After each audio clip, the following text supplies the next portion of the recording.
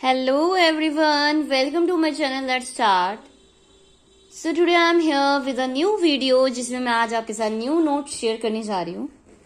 और जैसे कि लास्ट वीडियो में हमने dyscalculia, dyspraxia, dysgraphia and dyspraxia इन सब के बारे में पढ़ा था और आईपीसी की क्या फुल फॉर्म होती है ये भी जानी थी। तो आईपीसी की फुल फॉर्म जल्दी से पहले तो कमेंट सेक्शन में बता दीजिए होती क्या है। अगर आपने मेरी प्रीवियस वीडियो नहीं देखी तो जाइए पहले तो मेरे चैनल पर देखिए ताकि आपको पता हो कि आईपीसी क्या होता है। चलिए, now what is gender? Gender is a social phenomena that includes social, psychological, cultural, behavioural aspects of being a man and women. Gender एक तो सोशल कंस्ट्रक्ट है, बायोलॉजिकल टर्म नहीं है, it is a social construct जिसमें हमारी social responsibilities, culture, behaviour जो हमें एक मैन और वुमेन बनाते हैं कि एक जेंडर में मैन में की क्या क्वालिटीज होती है, वुमेन की क्या होती है, किस तरह से बोलना चाहिए, किस तरह से बैठना चाहिए, किस तरह से क्लॉथ्स वियर करने चाहिए, किस टाइप के कैटेगराइज कर दिया है। तो ये सब जेंडर के द्वारा आ रहा होता है, ये सोसाइटी ने बनाया है। Gender is a social construct term जो सोसाइटी ने बनाई है। जो बायोलॉजिकल टर्म है वो मेल फीमेल सेक्स जो वर्ड होता है, मेल फीमेल आपने देखा भी होगा, जो हॉस्पिटल के जो डॉक्यूमेंट्स होते हैं उसमें जेंडर नहीं लिखा होता, मेल फीमेल का ऑप्शन गिवन होता है सेक्स ऑप्शन में कि मेल है या फीमेल है। तो ये जो जेंडर है ये सोशल कंस्ट्रक्ट है एंड इसमें फिजिकल, साइकोलॉजिकल, कल्चरल, बिहेवियरल ये सारे एस्पेक्ट्स इंक्लूड होते हैं कि एक मैन की क्या होते हैं, वुमेन के क्या होते हैं, जो हमें बताते हैं, एक्सप्लेन करते हैं कि क्या responsibilities, qualities as a man होनी चाहिए। वो सब क्या है जेंडर के अंदर आ गए। तो ये तो था छोटा सा जेंडर, बट ये बेसिक टर्म है जो आपको पता होना चाहिए जेंडर क्या है। तो इसका जो एक सबसे इंपॉर्टेंट है gender is a social construct, ये पता होना चाहिए कि सोसाइटी द्वारा बनाई गई है ये टर्म। ठीक है, आई होप अब आपको जेंडर क्लियर होगा। नाउ आइडिया की फुल फॉर्म क्या होती है? Individual with disability education act. ये 1975 से 1990 तक रहा और इसका मेन मोटिव है कि जो एजुकेशन है इंडिविजुअल की जो भी डिफरेंट डिसेबिलिटी के स्टूडेंट्स है, चिल्ड्रंस हैं, उनको इंडिविजुअली उनका इंडिविजुअल एजुकेशन प्लान बनाया जाए। तो ये क्या है? आइडिया की जो फुल फॉर्म है क्या है? Individual with disabilities education act. It starts from 1975 to 1990। Now NP की फुल फॉर्म क्या होता है? National policy of education. ये 1986 में आई थी, उसके बाद भी कई बार अपग्रेड हुई है, उसमें चेंजेस आए हैं। Next CCTV. सीसीटीवी की फुल फॉर्म होती है क्लोज सर्किट टेलीविजन। क्या होती है? Close circuit television. And ELT की क्या होती है? English language teaching. ईएलटी माने इंग्लिश लैंग्वेज टीचिंग। तो ये कुछ फुल फॉर्म है, ये बेसिक आ जाती है आपके एग्जाम्स में जो आपको पता होनी चाहिए।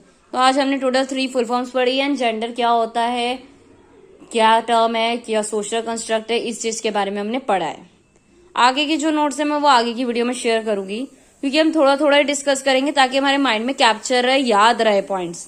तो मेरा यही मोटिव है कि आपको ये चीजें याद रहे।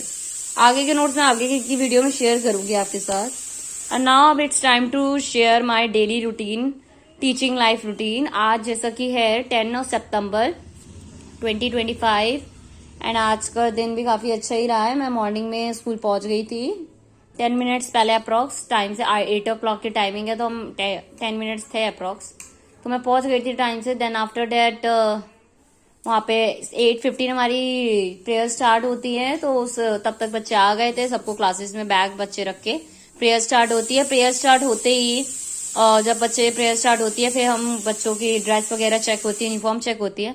आफ्टर डेट बच्चे स्टूडेंट्स अपनी अपनी क्लास में पहुंच जाते हैं। तो मैंने जाते ही पहले कौन सा सब्जेक्ट पढ़ाया, जैसा कि मैं हर बार बताती हूँ, मैथ्स की मैंने रिवीजन कराई जो बच्चों के आज के चैप्टर्स आ रहे हैं उसकी रिवीजन कराई। मैथ्स में एडिशन, सब्ट्रैक्शन, डिवाइड, मल्टीप्लाई के जो क्वेश्चंस थे उससे रिलेटेड ये चैप्टर था, वो मैंने डन करवाया। देन आफ्टर डेट बच्चों ने ये डन करा रिवीजन। फिर उसके बाद उनकी दूसरे सब्जेक्ट की मैम की टर्न आ जाती, दूसरे सब्जेक्ट पीरियड की टर्न होती है हिंदी की। जब वो आते तो मैं उनकी क्लास में जाती हूँ इंग्लिश एंड मैथ्स लेने। इंग्लिश 4th क्लास में जाके मैंने पहले तो मैथ्स का रिवीजन उतार दी, उनकी चैप्टर 2 की रिवीजन थी, ऐड एंड सब्ट्रैक्ट की। एंड साथ ही साथ इंग्लिश में मैंने उनको क्वेश्चन आंसर्स की थोड़ी रिविजन सी कराई, जिसमें मैंने हर लेसन के कुछ कुछ क्वेश्चंस बच्चों को दे दिए थे एंड बच्चों ने वो लिखे, आंसर्स करे। तो ये तो हुआ था 4th क्लास में। एंड साथ ही साथ मैंने 4th क्लास में आज एक गेम भी कराया था कि जैसा कि 4th क्लास में 2 स्टूडेंट्स जो बहुत ही ज्यादा नॉटी है, जैसे ही मैं लिखने लगती हूँ वो वैसे ही खड़े हो जाते हैं, बातें करने लगते हैं, टॉकिंग स्टार्ट हो जाती है। तो मैंने आज ये एक ट्रिक करी, मैंने कहा लेट्स सी कि कितनी डिसिप्लिन सबसे ज्यादा कौन मेंटेन करके रखते हैं क्लास में, बॉयज वर्सेस गर्ल्स। ये 2 रोज में डिवाइड कर दिया था, तो इक्वल बॉयज गर्ल्स थे, तो डेट्स मैंने बॉयज वर्सेस गर्ल करा। अदरवाइज कई बार मैंने रोज A एंड B रो में भी डिवाइड कर रखा है। तो बच्चे काफी क्लास में डिसिप्लिन एक तो मेंटेन रहता है टेस्ट के दौरान एंड अच्छे से अपना कॉन्सेंट्रेट कर पाते हैं टेस्ट में। लंच की बेल हो जाती है, आफ्टर लंच में अपनी क्लास में जाती हूँ एंड बच्चों का लंच करो, हैंड वॉश कर, आफ्टर हैंड वॉश बच्चे अपना अपना लंच करते हैं, मैं भी अपना लंच करती हूँ। एंड आफ्टर लंच फिर हम चेक बच्चों का इंग्लिश का टेस्ट होता है एंड साइंस का ही। इंग्लिश में भी बच्चों के क्वेश्चन आंसर्स थे मेरी क्लास में एंड साइंस में भी एक लेसन की रिवीजन करनी थी जिसमें फुल लेसन की थी। एंड आज मेरे स्कूल में कुछ स्टूडेंट्स का बर्थडे था, not in my class, other classes में स्टूडेंट्स का बर्थडे था। तो बच्चों 3 स्टूडेंट्स का बर्थडे था मेरे पूरे स्कूल में, तो उनका बर्थडे सेलिब्रेट हुआ। एंड देन आफ्टर डेट बच्चों ने रिवीजन तो कर ही रहे थे एंड साथ ही साथ आज हमने एक नई चीज करी, जैसा कि मैंने आज बच्चों को बोला कि try to speak in English in a class, try to speak English. तो बच्चों ने काफी पार्टिसिपेट करा, काफी कोशिश करी बोलने की, क्योंकि this is the first step. First of all तो मैंने बच्चों के साथ जो मैं इंग्लिश में बात करती तो वो तो उन्हें क्लियर हो गई थी, जो भी मैं बोल रही थी।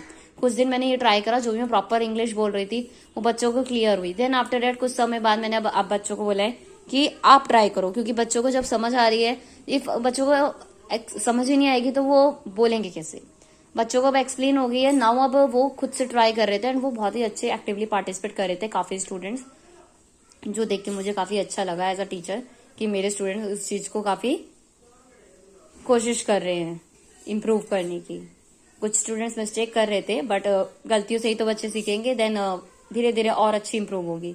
तो ये चीज काफी अच्छी हुई। देन आफ्टर डेट बच्चों के रिविजन चेक करी मैंने, रिविजन जो भी थी वर्कशीट जो बच्चों ने डन कर ली थी वो चेक हुई है। एंड देन बच्चों का डिपार्चर टाइम हो जाता है, बच्चे चले जाते हैं एंड हम भी फिर उसके बाद हमारी भी 10 मिनट्स में और रिसेप्शन में बैठी थी, कुछ वर्क पेंडिंग से वो डॉक्यूमेंट्स के वर्क करे। देन आफ्टर डेट हमारी भी डिपार्चर टाइम हो जाती है, देन हम लोग भी अपने घर के लिए निकल जाते हैं। सो ये था ऑल अबाउट टुडे। अब देखते हैं कल के दिन क्या होता है। ये तो आज 10 सितंबर की दिन है, आज ही क्या हुआ है जो मैंने आपके साथ शेयर किया। देखते हैं अब कल क्या होता है। और परसों तो जैसा कि बच्चों के एग्जाम्स है ही स्टार्ट, पहला एग्जाम है उनका समेटिव असेसमेंट का, देखते हैं बच्चे क्या करते हैं। एंड उनका पहला एग्जाम मैथ्स का है एंड मेरा दूसरे क्लास में जो सब्जेक्ट पीरियड है उधर भी मेरी सब्जेक्ट का एग्जाम है।